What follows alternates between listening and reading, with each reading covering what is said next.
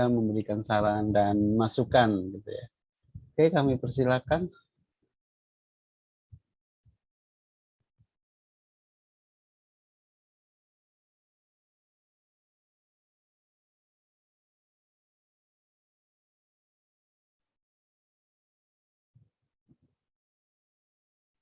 Oke, siapa yang mewakili kelompok satu?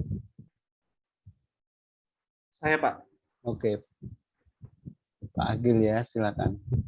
Oke, Assalamualaikum warahmatullahi wabarakatuh. Waalaikumsalam warahmatullahi wabarakatuh. Hari ini kita akan mempresentasikan uh, tugas kelompok mengenai identifikasi kasus yang ada di internet. Kemudian kami coba angkat ini kasus dari suap pinangki.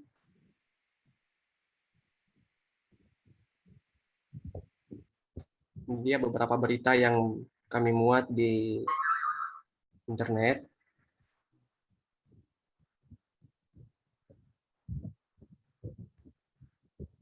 Nah, identifikasi masalah berdasarkan masalah yang dipilih terkait kasus suap jaksa pinangki.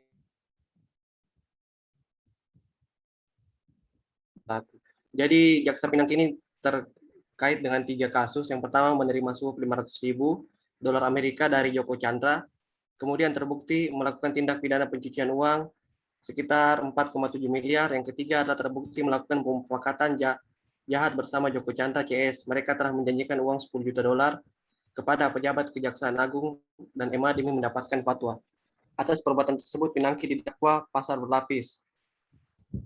Pertama adalah pasal 5 ayat 2 junto, pasal 5 ayat 1 huruf A subsidiar pasal A, pasal 11 Undang-Undang Pemberantasan Tindak Pidana Korupsi karena Pinangki sebagai pegawai negeri atau penyelenggara negara diduga menerima pemberian atau janji dengan ancaman penjara paling lama 5 tahun. Kemudian Pinangki didakwa pasal 3 Undang-Undang Nomor 8 Tahun 2010 tentang pencegahan dan pemberantasan tindak pidana pencucian uang karena Pinangki diduga mentransfer, mengalihkan, membelanjakan dan membayarkan uang suap tersebut dengan juga diduga melakukan pemufakatan jahat dengan dakwaan pasal 15 junto pasal 5 ayat 1 huruf A dan atau pasal 15 junto pasal 13 Undang-Undang Pemberantasan Tindak Korupsi. Kemudian kami membuat penyebab masalah menggunakan analisis fishbone. Yang pertama itu di kebijakan itu terjadi penyelewengan jabatan, hukuman yang tidak sepadan. Yang kedua di bagian lingkungannya itu adanya kesempatan, dan yang kedua tidak diterapkannya zona integritas. Di bagian SDM-nya atau sumber daya manusianya itu gaya hidup yang sosialita, rendahnya integritas dan serakah. Kemudian bagian sistem itu APH atau aparat penegak hukum tidak transparan terhadap kasus yang ditangani, pengawasan internal yang lemah. Adapun kaitan kasus-kasus dengan nilai-nilai dasar PNS dalam hal ini aneka, yang pertama adalah nilai akuntabilitas. Tindakan PSM atau Pinangki ini tidak sesuai dengan pekerjaannya dalam memberantas korupsi. Kemudian dari segi tanggung jawab adalah seorang aparat penegak hukum tidak dapat mengemban jabatannya. Kepercayaan itu hilangnya rasa percaya masyarakat terhadap aparat penegak hukum dalam menangani kasus korupsi. Nilai yang kedua yaitu nasionalisme. Dari poin pertama yaitu ketuhanan, tidak menerapkan nilai ketuhanan dalam mengemban dan menjalankan tugas. Yang kedua, kerakyatan lebih mendahulukan kepentingan pribadi daripada mengungkapkan kebocoran uang negara. Yang ketiga yaitu keadilan sosial, mengedepankan kehidupannya yang sosialita. Kemudian nilai yang keempat yaitu nilai yang ketiga yaitu nilai etika publik. Penggunaan kekuasaan, menyalahgunakan kekuasaan dan jabatan untuk memperkaya diri. Yang berikutnya itu tanggung jawab. Pinangki melakukan tindakan melalaikan tugas dalam dan tanggung jawab sebagai aparat penegak hukum. Berikutnya itu kejujuran, tidak mengutamakan kejujuran dalam melakukan pelayanan publik. Berikutnya yaitu tentang komitmen mutu efektif. Pinangki melakukan tindakan yang tidak sesuai dengan target aparat penegak hukum dalam pemberantasan korupsi. Efisien, tugas tidak dijalankan seorang aparat penegak hukum. Yang ketiga yaitu mutu, melakukan perbuatan yang mengakibatkan kebocoran uang negara. Nilai yang terakhir yaitu nilai anti korupsi, jujur, melakukan perbuatan yang mengakibatkan kerugian negara. Sederhana, memiliki gaya hidup yang hedonis, disiplin. Sebagai aparat penegak hukum, Pinangki melakukan tindakan tidak sesuai dengan kode etik profesinya. Adapun solusi penerapan dengan nilai-nilai dasar PNS dalam hal ini aneka. Yang pertama adalah menerapkan zona integritas, yang dinilai akuntabilitas ya, menerapkan zona integritas di lingkungan kerja sehingga dapat meminimalisir praktik suap menyuap. Yang kedua, setiap ASN dapat bertanggung jawab atas apa yang dikerjakan sesuai dengan tugas dan fungsinya. Yang ketiga, membangun kepercayaan masyarakat dengan meningkatkan transparansi terkait program kerja. Nilai nasionalismenya, yang pertama, melaksanakan program kerja yaitu bantuan bagi rakyat yang membutuhkan agar tercipta keadilan sosial. Yang kedua, mengadakan kegiatan keagamaan untuk meningkatkan pemahaman nilai spiritual. Yang ketiga, selalu mengedepankan musyawarah mufakat dalam mengambil keputusan untuk kepentingan rakyat. Nilai etika publiknya yaitu menggunakan kekuasaan yang dimiliki sesuai dengan kewenangannya. Kemudian melaksanakan tugas dengan penuh tanggung jawab serta profesional. Kemudian yang terakhir, memberikan layanan publik secara jujur, tanggap, cepat, tepat, akurat, berdaya guna, dan santun. Yang berikutnya itu nilai komitmen mutu. Melaksanakan tugas dengan baik agar mencapai hasil yang sesuai dengan target. Menjalankan tugas tanpa menimbulkan keborosan, penyalahgunaan alokasi, dan penyimpangan prosedur yang tidak sesuai alur. Mengedepankan komitmen terhadap kepuasan klien. Kemudian nilai yang terakhir yaitu nilai anti korupsi. Mencerminkan sikap dan perilaku yang amanah, kemudian menggunakan sumber daya secukupnya untuk mendapatkan hasil yang optimal, dan yang terakhir konsisten dalam menjalani tugas dan mentaati peraturan yang berlaku sesuai dengan sumpah jabatannya. Ini dia sumber yang kami ambil dari berita-berita kemarin. Ya, mungkin itu saja Pak yang bisa kami. Coba di ini tadi yang di fishbone-nya.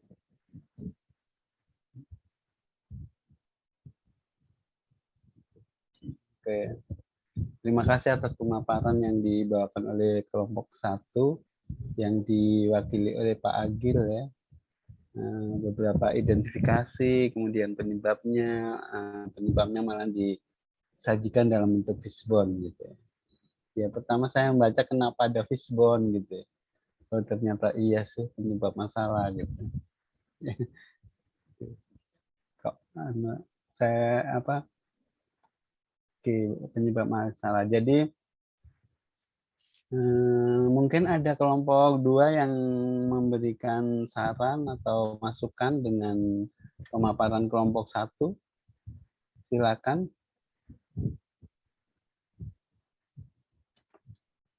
Oke, kalau belum ada ya, ini saya pemaparannya cukup bagus ya. Kerja kelompoknya mulai dari identifikasi penyebab, kemudian solusi. Ya, solusinya adalah solusi untuk sebuah nilai-nilai, mulai dari akuntabilitas sampai anti korupsi. Gitu. Oke. Untuk penyebab masalah ini adalah sebuah alur berpikir kita, gitu ya, alur berpikir kita atau analisis kita di dalam menemukan penyebab-penyebab utama. Jadi misalnya ini sistem, gitu ya, sistem itu dari manajerialnya. Ya, ini ada pengawasan internal yang lemah, aparat penegak hukum tidak transparan terhadap kasus yang ditangani. Jadi memang sistem dari sisi manajerial. Ya, lingkungan gitu ya.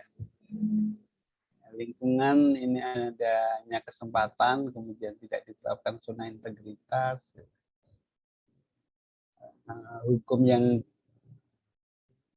Kalau hukum yang tidak tegas di mana ini? Di sistem ya.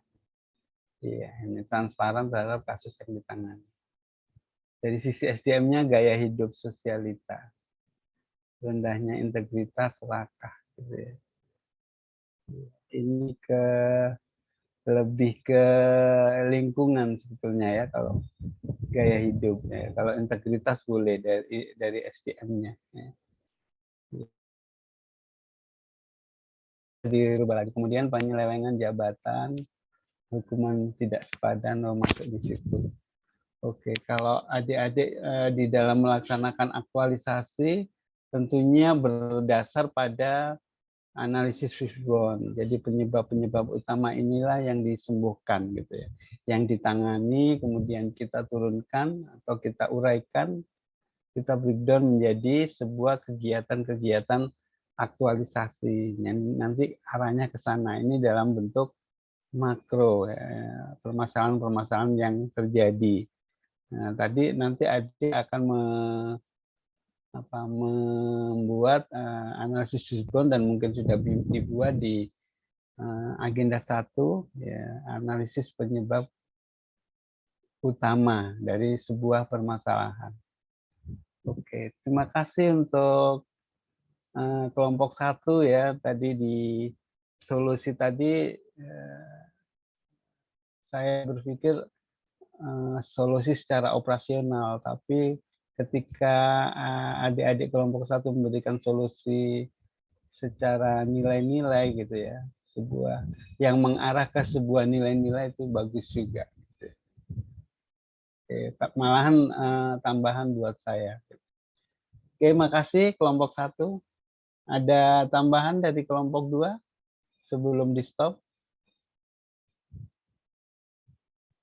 Oke, silakan Pak Agil untuk men-stop screen, stop share ya. Oke. Kami persilakan kelompok 2 yang mewakili.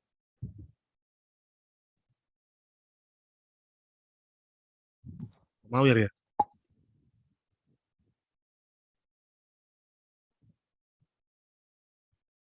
Siapa? Pak Asmawir. Pak Fadli. Oke.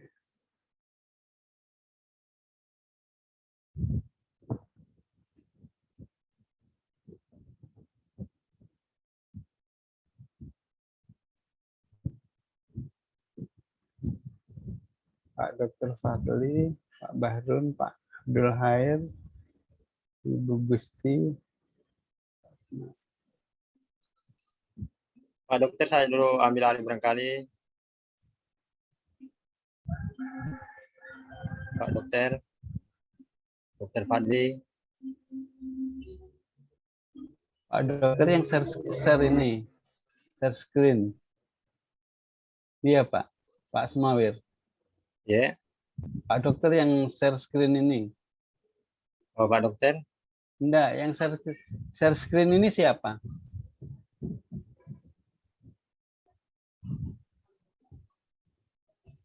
Yang menayangkan ini siapa?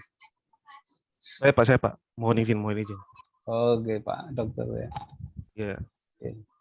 Terus yang presentasi siapa?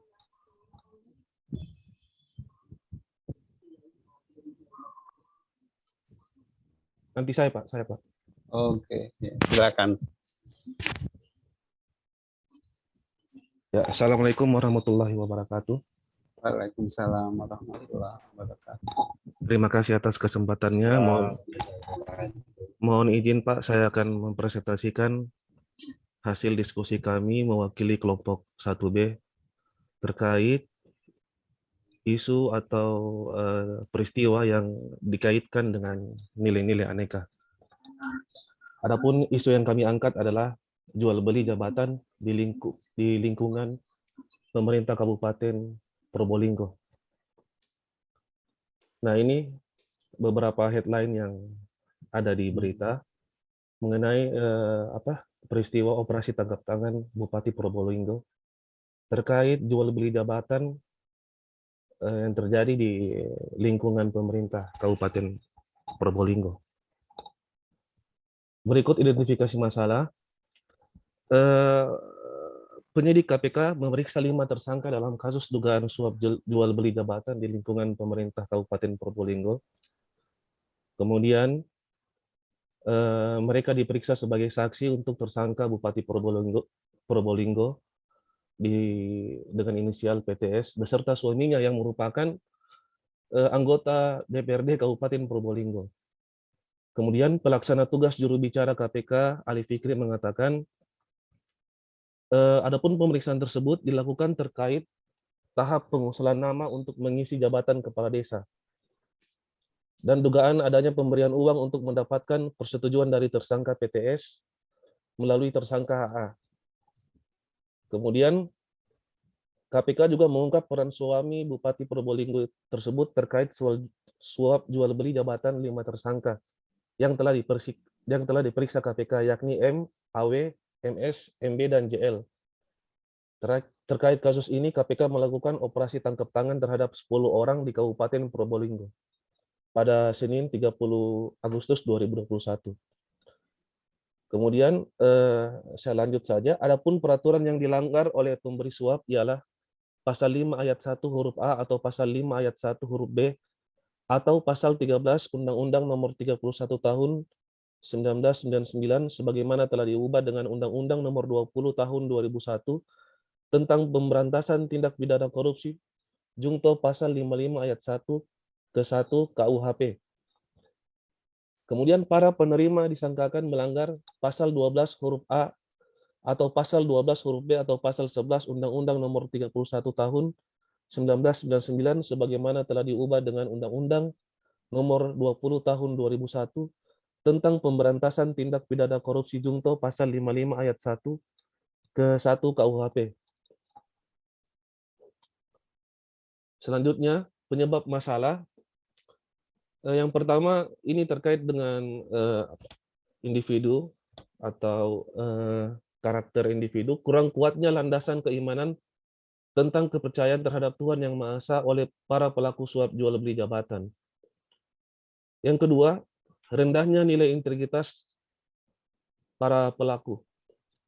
Kemudian yang ketiga, rekrutmen kepala desa mengabaikan sistem merit. Nah ini Pak yang agak susah di Indonesia ini, bahwa rekrutmen posisi jabatan tertentu atau kebijakan tertentu selalu dilandaskan dengan unsur politik, bukan berdasarkan keadilan atau kinerja dan kompetensi dari orang tersebut. Nah ini dan ini tidak terjadi bukan terjadi hanya di Probolinggo saja, tapi secara umum ya sebagian besar di Indonesia. Mudah-mudahan di Toyotoli tidak seperti ini. Kemudian selanjutnya mahalnya biaya politik khususnya untuk menjadi kepala daerah.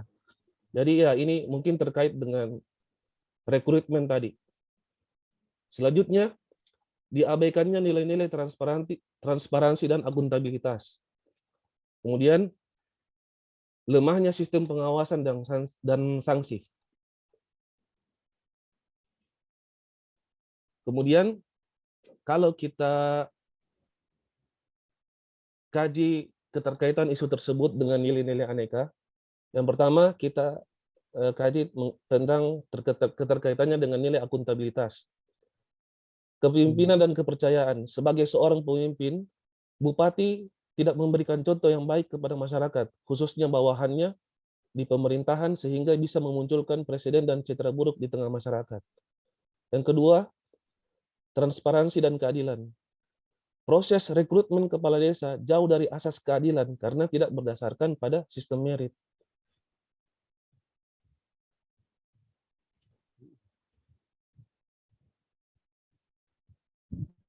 Selanjutnya, nilai yang kedua adalah nasionalisme.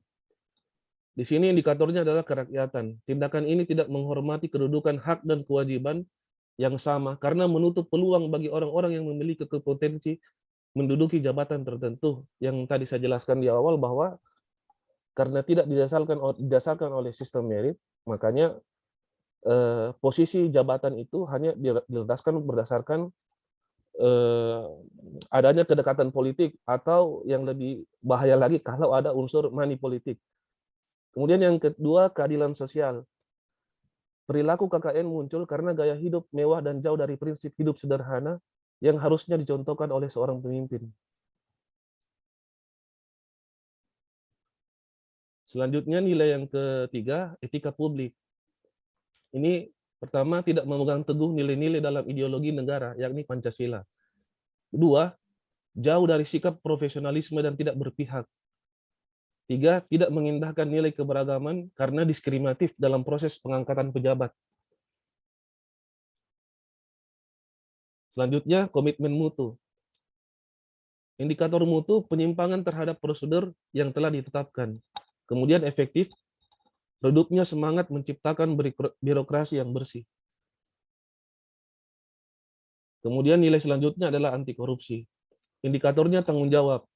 Dalam kasus tersebut, bupati tidak mencerminkan sikap bertanggung jawab dibarengi dengan penyalahgunaan wewenang. Kemudian mandiri, melakukan penyuapan untuk melancarkan urusannya. Kemudian disiplin, para pelaku melakukan tindakan melawan hukum. Selanjutnya, solusi terkait masalah. Yang pertama, setiap proses pengisian jabatan, setiap prosesnya harus dilakukan secara transparansi. Yang kedua, penanaman dalam diri tentang nilai kejujuran dan tanggung jawab sebagai pemimpin dalam melaksanakan tugas dan wewenangnya. Ketiga, tingkatkan pengawasan baik secara internal maupun secara eksternal. Yang keempat, lakukan sosialisasi dan internalisasi budaya anti korupsi. Kemudian selanjutnya, yang terakhir, yaitu dengan menegakkan aturan yang berlaku dan supremasi hukum. Ya, sekian Pak dari presentasi dari kelompok kami. Saya kembalikan kepada Bapak pemateri.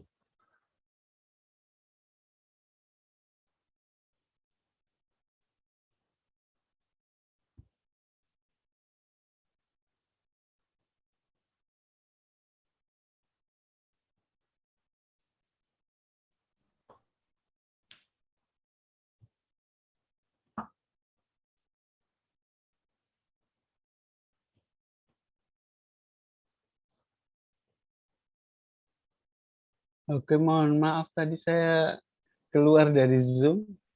Bisa didengar suara saya? Bisa, Pak. Ya bisa, Pak. Bisa, Pak.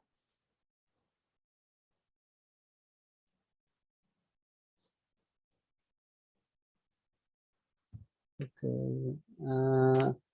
Di scroll ke bawah Pak Dokter, coba tadi. Ya.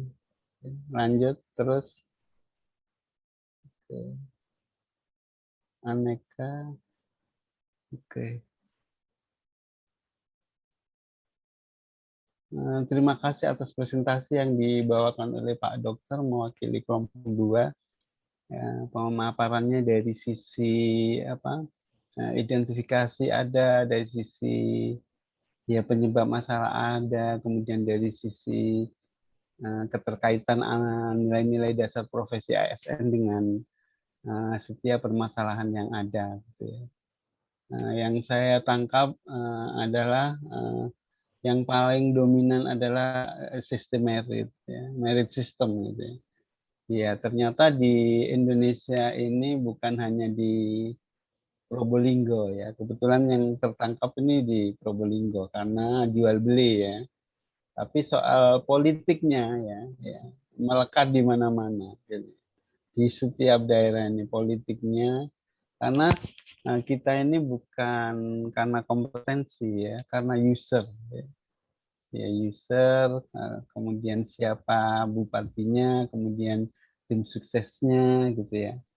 Sehingga itulah yang kecenderungan untuk naik walaupun ada beberapa persen ya yang punya kompetensi itu tetap bertahan ya. Ya asal orangnya netral gitu ya. Ketika orang berkompeten dan tidak netral nggak dipakai juga gitu ya. Jadi orang-orang yang punya kompetensi dan netral itulah orang-orang yang mampu bertahan gitu. Ya bagaimana kita sebagai seorang ASN menginternalisasi nilai-nilai yang ada gitu ya. Ketika Bapak Ibu bisa memberikan nilai-nilai aneka terhadap sebuah permasalahan, itu adalah sebetulnya sebuah internalisasi pada diri kita ya. Ya semoga ya harapannya gitu ya untuk kedua kelompok ya adik-adik generasi milenial ini diharapkan untuk menggantikan gitu ya. Ya orang-orang yang merasa senior ya tapi tanpa kompetensi. Ya dan mungkin adik-adik juga merasakan bahwa di kantor kita ini masih ada senioritas. Senioritas, senior gitu ya. Ya yang kerja yang junior, yang CPNS gitu ya. Dibebani kerjaan yang sangat berat gitu ya, yang over capacity seperti dengan imbalan yang tidak seimbang gitu ya. Tapi lagi-lagi bahwa karena harapannya dari permasalahan-permasalahan yang dianalisis adalah harapan yang terinternalisasi. Ya ketika adik-adik nanti suatu saat menggantikannya ya jangan seperti senioritas gitu ya. Jangan mengikuti budaya senioritas. Ya, pemimpin adalah memberi keteladanan. Banyak kita lihat di daerah-daerah yang maju ya, seperti di Jawa Barat misalnya, bagaimana ASN-ASN talent itu ya. Karena misalnya Jawa Barat itu menerapkan sistem tukin atau TPP ya 120% bagi teman-teman ASN yang punya kinerja yang melebihi target. Ya, kalau TPP-nya pokoknya 120% gitu ya, yang dia terima ketika seseorang itu memperoleh kinerja yang melebihi target.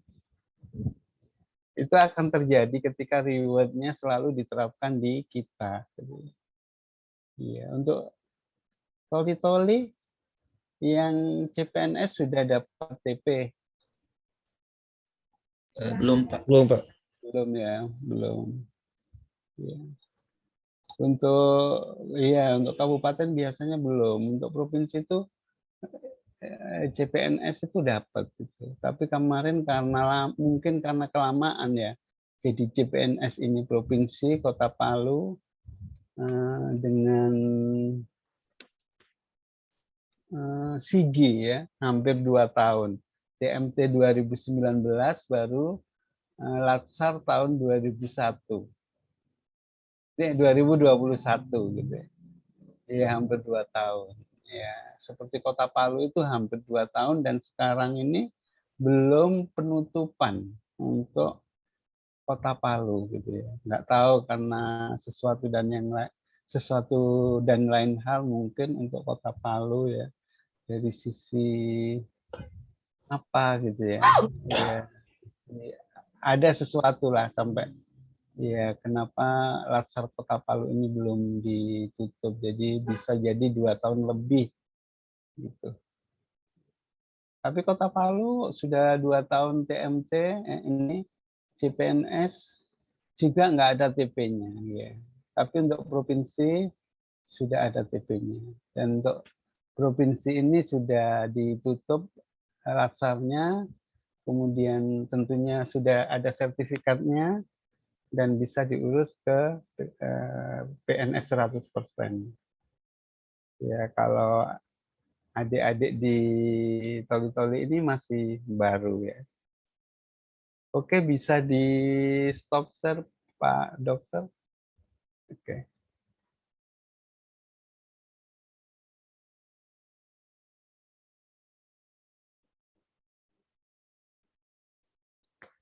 Oke. Kalau adik-adik di toli-toli ini TMT kapan? CPNS-nya? Desember 2020, Pak. 2021. Desember 2020 ya. Berarti nanti insya Allah pas tahun ya. Pas tahun PNS. Oke. Itulah yang terjadi ya keanehan-keanehan gitu ya ketika adik-adik menghunting ya, sesuatu yang dianalisis dari sisi anekanya gitu ya, ternyata jauh gitu ya, jauh dari nilai-nilai dasar ASN gitu ya. Dan diharapkan kita akan menerapkan nilai-nilai itu gitu ya. Ya cuman kadang-kadang saya juga pernah dengar dari adik-adik yang sudah ikut Latsar gitu ya. Ya ini kenyataan sih ketika kembali ke instansi lagi, ya motivasi itu hilang kembali gitu. Motivasi itu hilang kembali karena tidak didukung oleh lingkungan yang menurut keinginan kita ideal. Ya, jadi ada rasa malas deh gitu ya. Ini adalah sebuah proses kita ikuti. Jadi tidak mematahkan semangat kita, yang penting diri kita bertahan gitu ya. Walaupun lingkungan kita tidak memberikan motivasi sama kita. Ya, kenapa ini sebuah logika ya, kita kembali ke sikap perilaku gitu. Bahwa sikap perilaku itu tidak selalu sejalan gitu ya. Ya, kita contohkan misalnya saya mencintai kamu gitu ya. Itu sikap, belum diucapkan ya. Ketika dia sudah mengucapkan sama dia, sikap saya mencintai kamu gitu. Ya, tapi saya tidak menikahi kamu gitu ya. Jadi sikapnya mencintai, tapi perilakunya tidak menikahinya, tidak menikah dengan dia. Gitu. Ya, tentunya ada penyebabnya gitu ya. Kenapa? Oh iya, orang tua saya tidak setuju kalau saya dengan dia. Iya, begitu sebaliknya, saya sangat benci sama kamu, tapi saya menikah dengan kamu. Ketika saya menolak kamu, orang tua saya pingsan-pingsan gitu ya. Selalu pingsan ketika saya menolak kamu. Orang tua saya sangat suka dengan kamu sehingga saya mau gitu. Ada juga sikap dan perilaku sejalan. Ya, saya menginginkan menjadi seorang PNS gitu. Nah, saya harus kerja keras gitu ya. Dan alhamdulillah perilaku sekarang adik-adik PNS. Jadi perilaku itu bisa sejalan dan tidak sejalan. Nah, sikap perilaku ini terjadi di lingkungan kerja kita. Di lingkungan kerja kita sering kita menginginkan sesuatu yang ideal. Gitu. Bahwa SOP-nya itu adalah ABC. Gitu. Ya, tapi yang terjadi hanya AB saja. C-nya diabaikan. Ya, lagi-lagi karena kembali lagi ya ke pembahasan adik-adik tadi di dalam diskusi. Kebijakan gitu ya. Akhirnya mengalahkan kita. Bahkan kita tanda tangan untuk memberikan laporan-laporan yang cantik. Ya, yang terjadi mengecewakan gitu ya. Kita yang kerja keras, giliran dan terima honor yang tanda tangan duluan yang senior gitu ya. Itu lebih menyedihkan lagi. Jadi di lingkungan kita ya pernah ya walaupun tidak sering pernah kita menemui hal-hal yang begitu. Apa yang kita lihat dan apa yang kita dengar sebuah kebaikan itu tidak selalu kita jalankan sesuai dengan apa yang kita inginkan. Itulah tugas kita, tugas adik-adik. Apa yang harus kita lakukan? Yang bisa kita lakukan adalah kita melaksanakan sebuah aktualisasi. Jadi sebetulnya aktualisasi itu dari dalam diri kita, dari hati kita. Ya, kita ini duduk di room ini karena orang tua kita. Orang tua kita lah yang menggoreskan sebuah nilai-nilai di dalam diri kita. Ya, kita ini kan kertas putih, dilahirkan dengan kertas putih. Orang tua yang menggoreskan sebuah nilai-nilai kebaikan kepada diri kita. Sehingga kita mau kerja keras, mau disiplin, mau peduli. Nah, itu semua adalah sebuah nilai-nilai yang ditanamkan orang tua kita. Ketika kita sekolah, kemudian kita kerja, kita akan bawa itu, terinternalisasi, nancep di dalam diri kita dengan sesuatu hal yang tidak menyenangkan, hati kita akan terusik. Iya. Ya, kenapa di kantor kita ini ada teman kita yang suka marah gitu ya, suka bertengkar. Gitu ya. Itu sebetulnya datangnya tidak tiba-tiba, Bapak Ibu. Iya. Datangnya itu waktu dia masih kecil, umur 0 sampai 10 tahun, dia sering melihat orang tuanya bertengkar. Dia sering melihat lingkungannya ada orang bertengkar. Sehingga itu menjadi hal yang biasa bagi dirinya. Dan terbawa di sekolah dan terbawa di tempat kerja.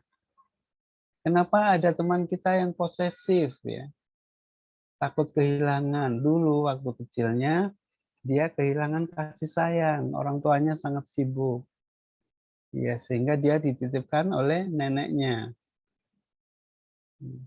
Jadi kedekatan emosionalnya dia sama neneknya karena tertanam 0 sampai 10 tahun itu sama neneknya. Gitu. Dia posesif karena kehilangan kasih sayang. Dari sisi materi dipenuhi, dari sisi kasih sayang kurang. Sehingga begitu besar, begitu di organisasi kita menemukan teman-teman yang posesif. Ada teman yang ya takut kehilangan. Kalau misalnya temannya Pak dokter nggak boleh berteman dengan orang lain lagi gitu ya. Pak dokter itu milik saya gitu, teman saya gitu. Kenapa suka marah gitu ya. Waktu kecilnya sering lihat orang marah di rumahnya gitu, apa-apa marah, apa-apa marah. Ya, tertanamlah di hatinya gitu, jadi anak-anak yang pemarah. Ada teman kita yang sukanya kalau ngomong itu keras, nggak pernah pelan-pelan gitu ya. Oh, kita flashback kembali, ternyata rumahnya memang di pinggir laut gitu ya. Jadi kalau nggak ngomong keras itu nggak kedengaran. Kalah dengan suaranya ombak laut ya. Oh, ternyata memang rumahnya di pinggir laut sehingga kalau ngomong keras, sehingga apa yang bisa dipetik dari pembelajaran ini kita menjadi orang-orang yang bijak ya. Tidak selalu menyalahkan orang begitu saja. Kita lihat kembali background-nya ini seperti apa gitu.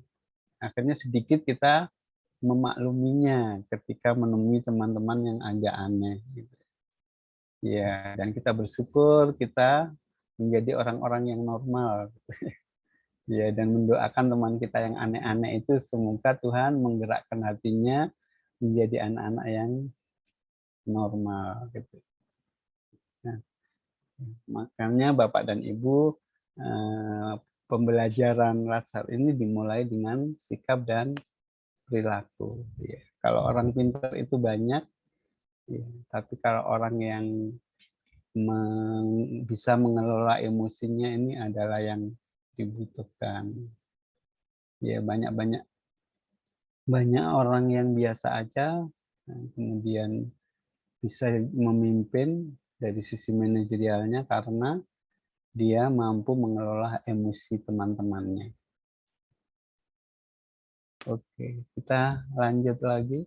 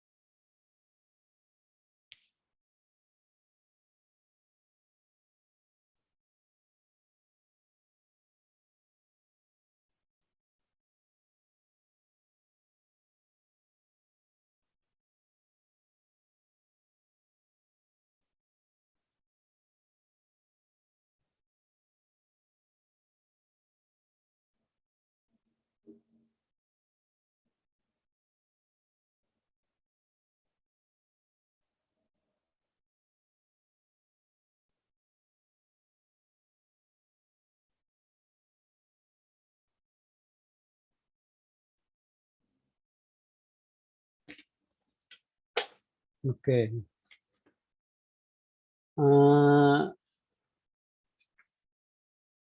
Adik-adik, Bapak Ibu yang saya hormati, kita akan lanjut ke penugasan individu gitu ya. Kalau kemarin kita penugasan kelompok, pada sesi ini kita akan menugaskan secara individu.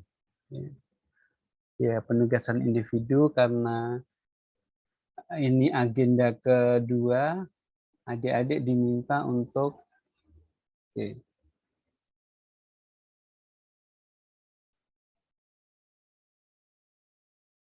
Ya, membuat isu ya. Unit kerjanya mana, isu yang diangkat apa gitu ya. Ya, kebetulan ini orang kesehatan, orang puskesmas. Ya, dia mengangkat kurangnya pengetahuan orang tua. Ini yang saya share ini kayaknya ya. Balita dan kader tentang stunting. Nah, gagasannya upaya peningkatan pengetahuan orang tua balita dan kader tentang stunting. Nah, yang dikerjakan adalah adik-adik membuat beberapa kegiatan. Kan adik-adik membuat fishbone tadi, seperti yang contoh yang kelompok 1 yang Pak Agil tadi fishbone. Ya, fishbone ini adalah sesuatu penyebab utama yang perlu disembuhkan. Ya, dengan melaksanakan kegiatan-kegiatan gitu ya. Supaya penyebab-penyebab utama ini sembuh, penyebab-penyebab permasalahan ini sembuh, maka dilaksanakanlah kegiatan-kegiatan untuk menyembuhkan ya. Bahasa awamnya seperti itu. Ya. Jadi adik-adik akan membuat kegiatan minimal 3 kegiatan ya. Ya, seperti ini. Misalnya ini yang kegiatan intinya saja yang saya tunjukkan. Ya, kegiatannya melatih kader tata cara mengukur panjang badan dan tinggi badan sesuai SOP.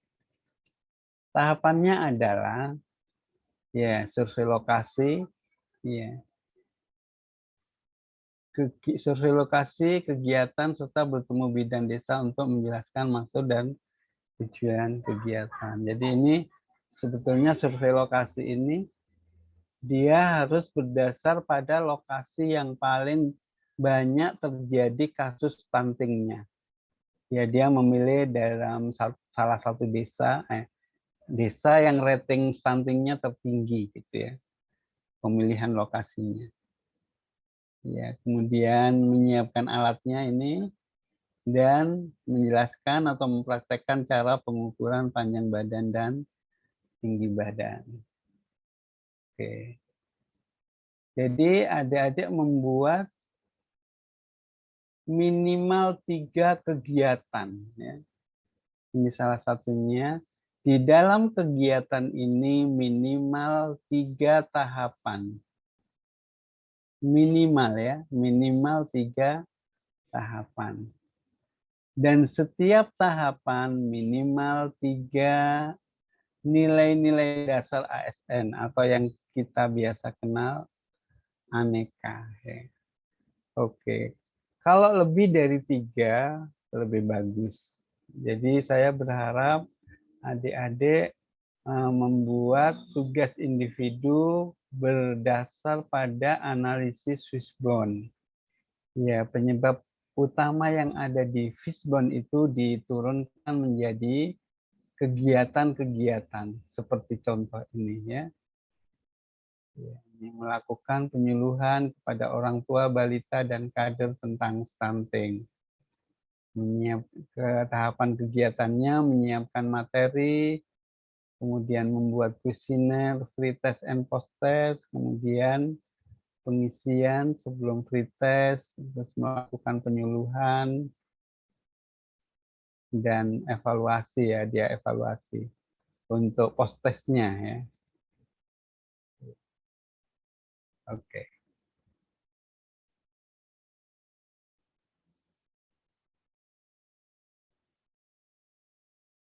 Oke, jadi sekali lagi di dalam rancangan aktualisasi karena ujung-ujungnya kita ke sana ya, kemarin Bapak dan Ibu sudah memberikan penjelasan ke saya gitu ya, apa identifikasinya, kemudian ya kegiatan-kegiatannya, kemudian belum ya kemarin belum sampai kegiatan-kegiatan.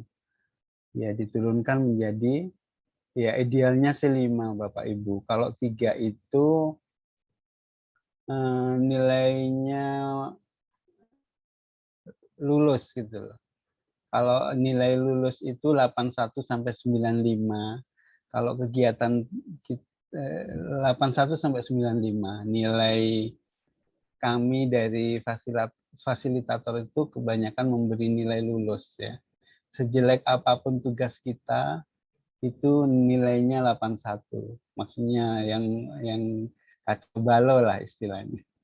Yang baik 95. Karena nilai 91 adalah nilai yang sangat memuaskan ketika adik-adik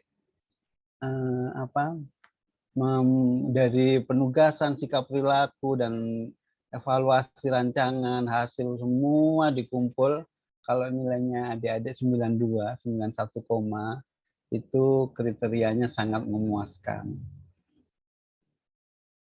Kalau di bawahnya itu memuaskan dan baik, yang paling rendah itu baik.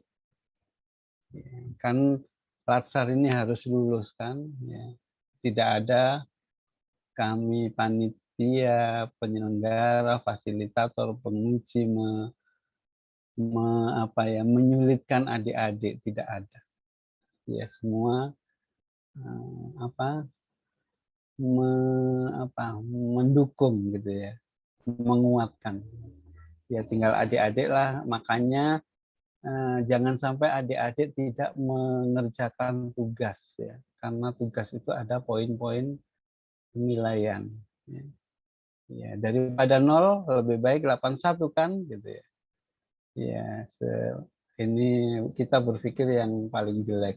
Gitu. Ya, oke. Oke, jadi kembali lagi ke penugasan individu, adik-adik membuat isunya ya. Isu dari identifikasi yang terpilih, kemarin adik-adik sudah cerita ke saya, kemudian gagasannya apa, ya, kemudian kegiatan-kegiatan, kalau boleh 5. Ya. Kalau kegiatannya sedikit, ya, kegiatannya sedikit itu naruh di jadwalnya itu yang agak sulit. Karena di situ bisa dilihat logikanya kita, kegiatannya kita. Ya. Di jadwal itu akan bisa terlihat kegiatannya kita. Misalnya konsultasi dengan mentor 2 hari gitu ya, atau 3 hari. Masa konsultasi mentor 3 hari kan nggak mungkin. Iya. Ya, konsultasi sama mentor sehari gitu ya. Kalau yang guru misalnya membuat media, masa membuat media aja seminggu, ini nggak, namanya malas gitu ya, nggak disiplin. Katanya menerapkan nilai disiplin, membuat media kok seminggu gitu.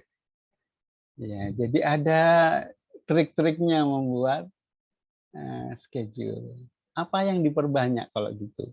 Ya actionnya kita ya. Kalau Pak Dokter kemarin pelayanan, ya pelayanannya yang dibuat schedule-nya selama 2 minggu. Kan hari ini pasiennya beda, besok pasiennya beda, lusa pasiennya beda. Ya, schedule-nya. Kalau desain dan lain-lain sebagainya cuma 1-2 hari, 1 hari gitu. Kalau untuk Bapak Ibu guru ya mengajarnya yang banyak, 2 minggu gitu.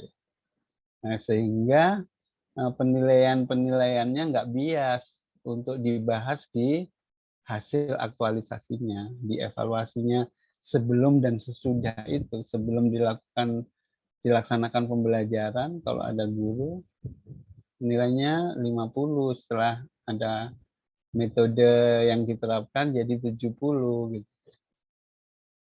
Ya, seperti itu. Penyuluhan juga gitu. Ya, mau menyuluh apa sebelum disuluh berapa, setelah disuluh berapa. Oke. Itu poin-poin yang terpenting. Kemudian di dalam ini menyinggung seminar rancangan, kita kan dikasih waktu cuma 10 menit. Jadi ada salah satu tahapan, bukan kegiatan ya, sekali lagi tahapan ya. Salah satu tahapan yang kita jelaskan secara detail keterkaitan antara nilai-nilai dasar dengan tahapan kegiatan.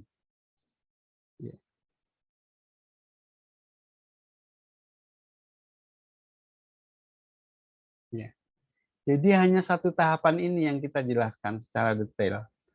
Inikah atau ini? Ya, satu tahapan saja.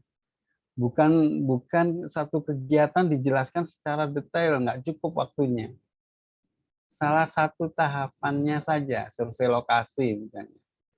Ya, kenapa akuntabilitas? Kenapa transparan? Kenapa tanggung jawab? Kenapa kepercayaan? Kenapa kejelasan? Kemudian nasionalisme, kenapa kerakyatan? Kita jelaskan karena adik-adik di lapangan mengalami sehingga adik-adik mampu menjelaskan secara detail. Untuk yang lainnya, adik-adik cukup menyebutkan akuntabilitas, etika publik, komitmen mutu. Menjelaskan, mempraktekkan akuntabilitas, nasionalisme, etika, komitmen mutu. Tapi ada satu tahapan yang adik jelaskan secara detail, adalah kegiatan inti adik-adik. Ya. Kegiatan inti. Ya, karena adik-adik menjelaskan ini dalam waktu cuman 10 menit secara keseluruhan. Dari awal hingga akhir rancangan. Oke. Oke. Dari penjelasan Bapak mungkin ada yang ditanyakan terkait dengan penugasan atau lainnya. Silakan. Saya Pak. Ya, silakan. Saya Pak. Iya, silakan Pak Agil.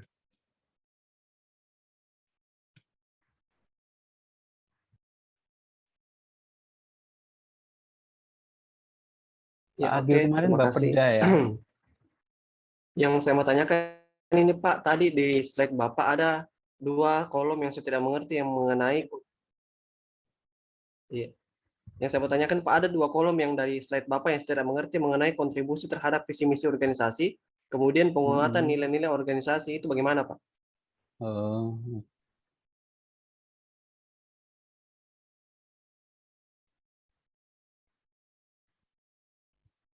Ini ya. Ini. Jadi nanti di rancangan itu kan adik-adik sudah baca tuh, referensi laporannya teman-teman ya yang sudah mengikuti latsar gitu ya. Sebetulnya ini nanti di pembimbingan, di coaching, tapi nggak apa-apa. Iya. Jadi bab 2 itu membahas tentang visi misi.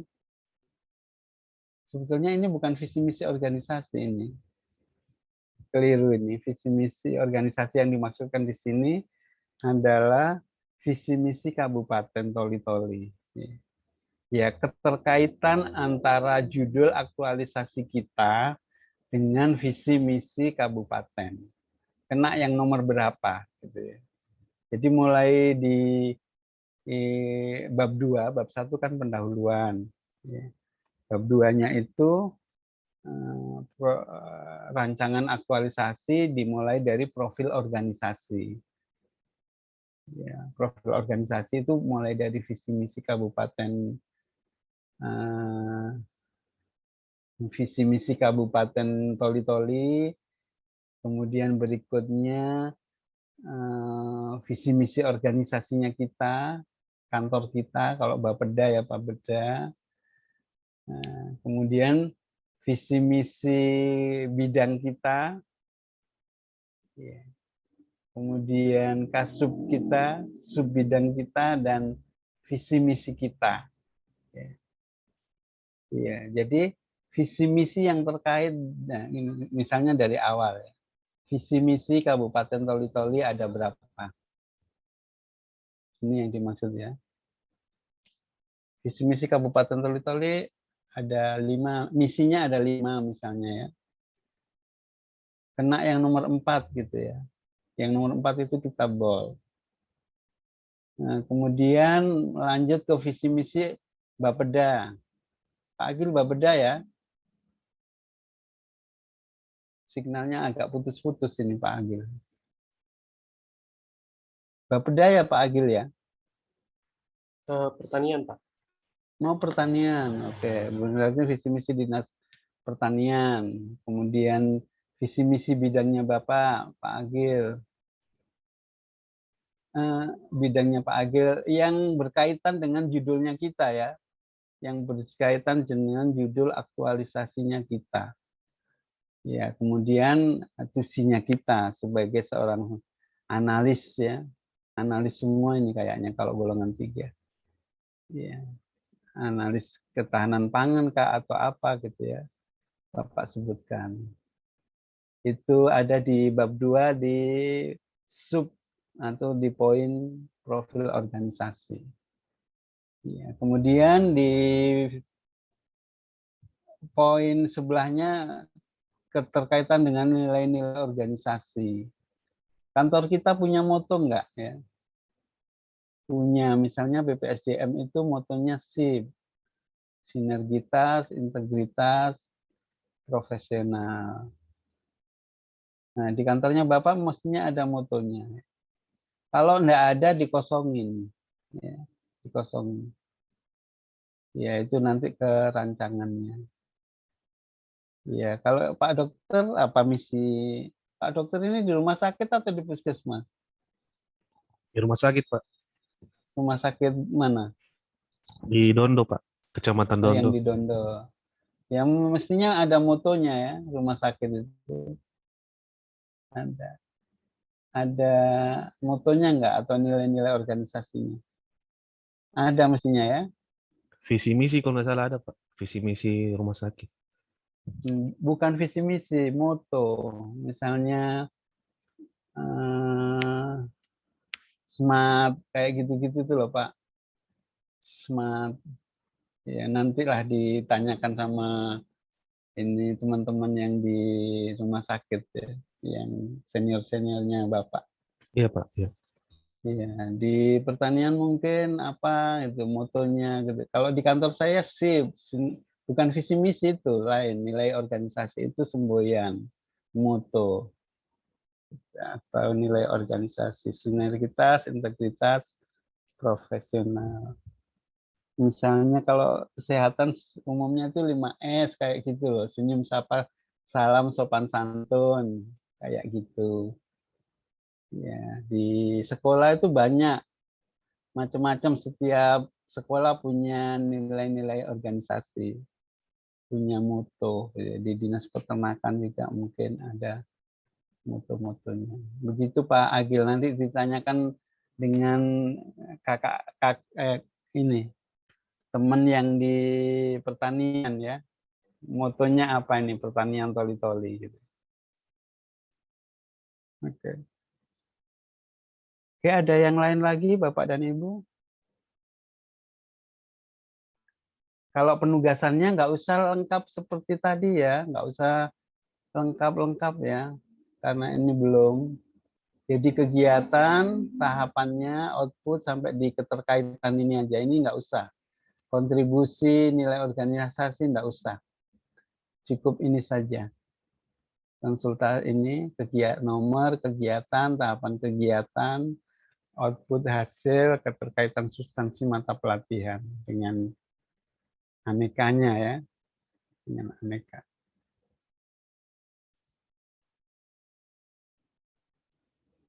Jadi nanti di pendalaman materi inilah yang akan kita bahas satu-satu gitu ya, untuk penyempurnaan rancangan aktualisasi adik-adik.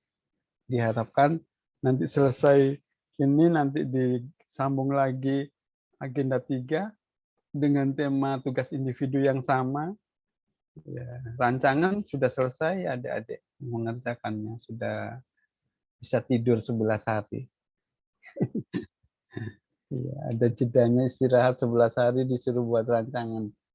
Saya nggak tahu itu kurikulumnya kok terlalu lama. Kalau dulu enggak, cuma 2-3 hari saja. Kan ini dalam perjalanan pembelajaran sudah membuat rancangan, aktualisasi. Kok dikasih libur lagi 11 hari untuk buat rancangan gitu ya, boros waktu. Ya, tapi sudah begitulah kurikulumnya dari LAN. Gitu. Jadi mungkin adik-adik di dalam 11 hari sudah aduh kenapa lama sekali nggak segera gitu, segera rancangan. Gitu. Nanti terasa cepat ketika adik-adik melaksanakannya. Habituasi di lapangan itu merasa cepat. Sebulan tidak terasa karena sibuk kerja di kantor. Masalahnya adik-adik itu kalau sudah off class, off kampus, terus aktualisasi di tempat kerja, adik-adik itu nggak fokus kerja aktualisasi. Pasti disuruh kerja di tempat kerjanya, sibuk. Akhirnya terlupakan ini aktualisasi. Kurang 2 hari, aduh belum bikin laporan, bukti fisiknya lupa. Oke, jadi sekali lagi saya ulangi poin-poinnya.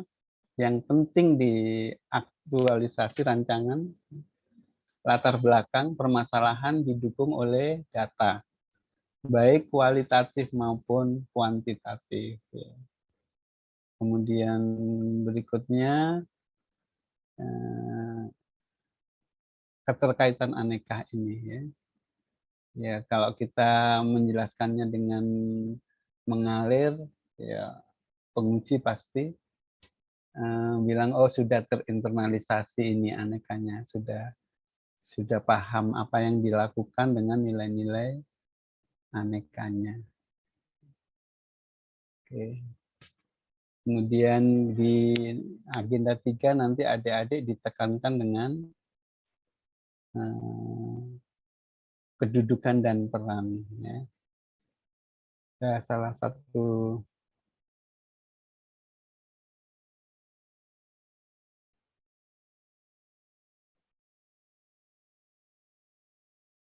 ya kalau adik-adik ini nanti di agenda 3 adalah membahas ini isu dan gagasan keterkaitannya dengan agenda 3.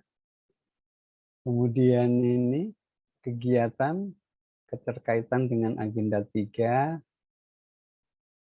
Nah, sehingga sebelum ke kegiatan kedua ada nih WOG dan manajemen ASN dalam kegiatan konsultasi dengan mentor.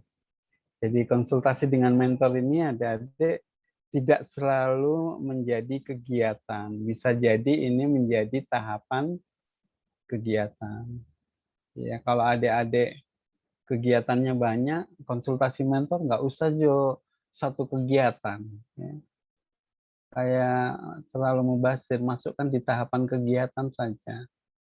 Lebih banyak kegiatan intinya saja. Kan itu sesuatu yang semua gitu membahas soal itu.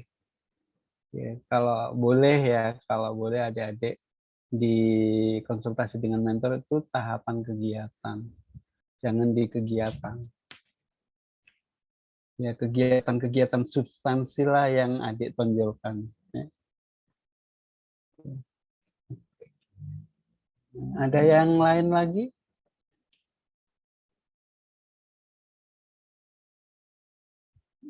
Yang ditanyakan terkait dengan Saya, penugasan? Pak. Iya, silakan.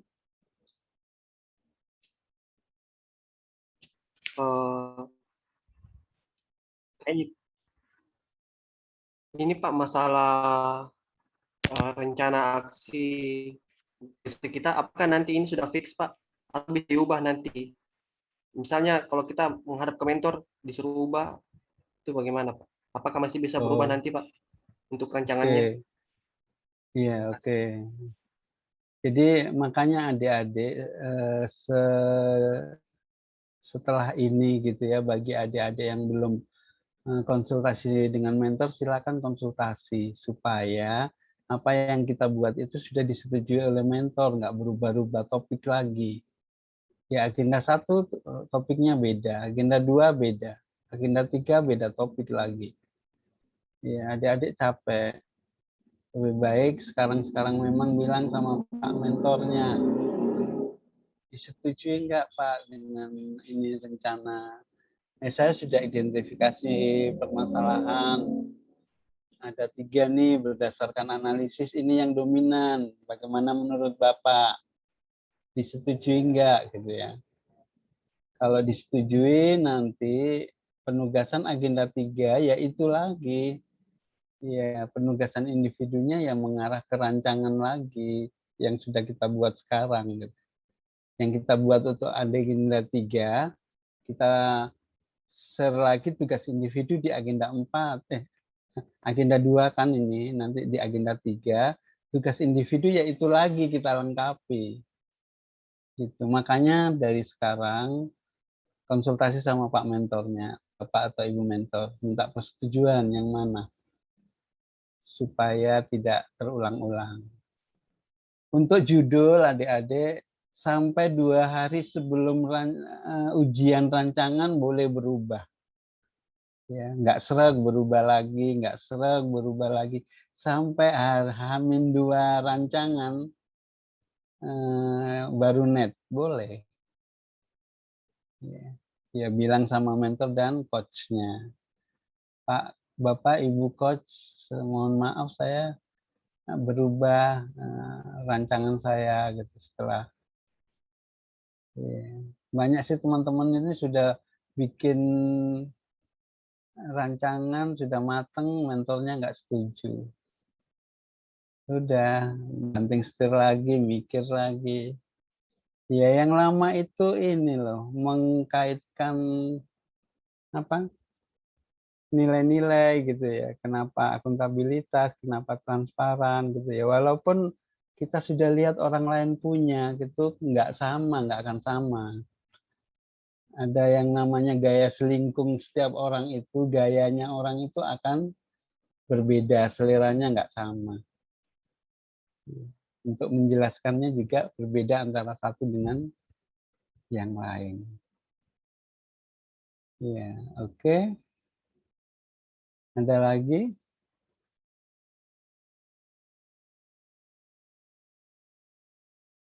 Oke.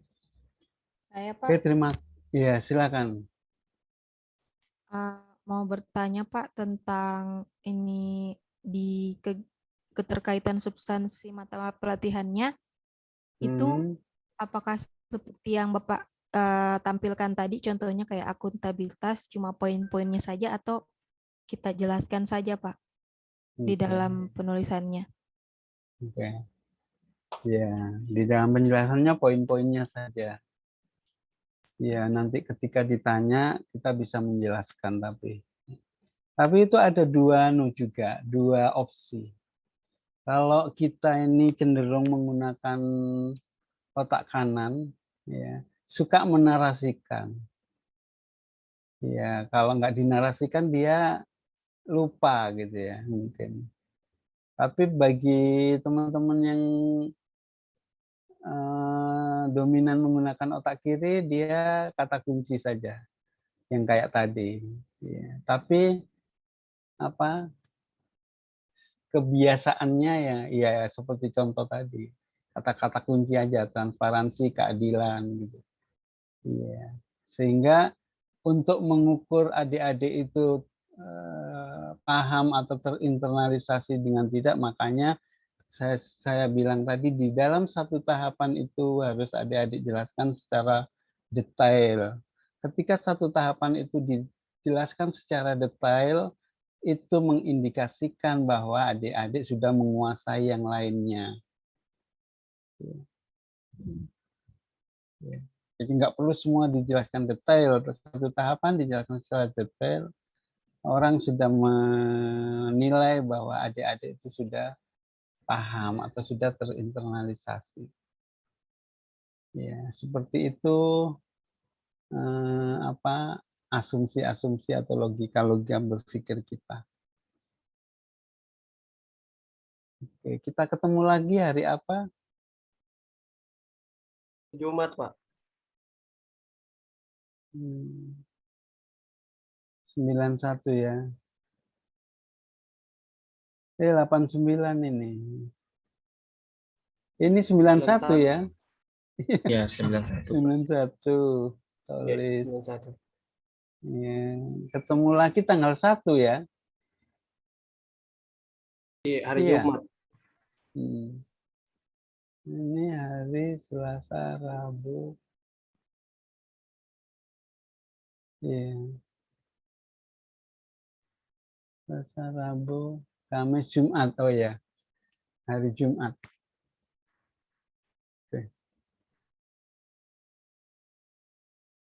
Mohon maaf Pak, mau bertanya tentang Iya. tugasnya ini kumpulnya gimana Pak? Di WA Bapak atau gimana?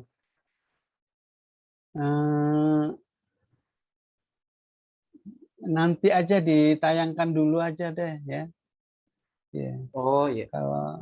kalau di WA saya boleh juga sih. Ya, nanti saya transfer ke laptop saya ya. Habis menerima di WA ya udah japri aja.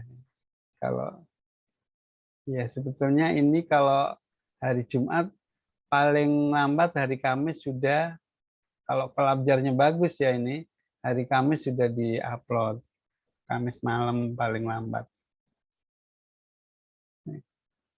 Ya, tapi kalau sebelum Kamis sudah selesai, besok selesai ya silakan. Ya, paling malam Kamis malam jam 12 karena Jumat pagi kita ketemu. Oke. Oke, sesi ini saya cukupkan. Terima kasih banyak atas respon adik-adik semuanya, dan waktu saya kembalikan ke Ibu Nining karena Bu Nining saya ada kegiatan jam 2:30, sehingga kurang 4 menit saya cukupkan. Iya, siap Pak, siap. Iya, ya, makasih Bapak Ya, Ibu makasih semuanya. Pak De, siap. Makasih Bu Nining ya. Iya, baik. Makasih Pak De. Ya. Saya mohon izin live dulu.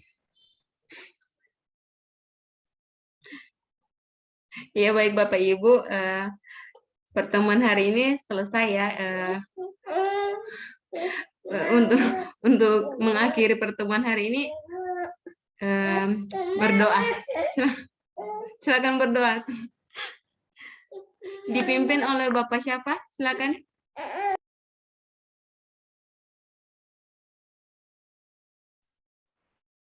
Ya, untuk mengakhiri kegiatan hari ini, marilah kita berdoa bersama-sama menurut keyakinan kita masing-masing. Berdoa dimulai.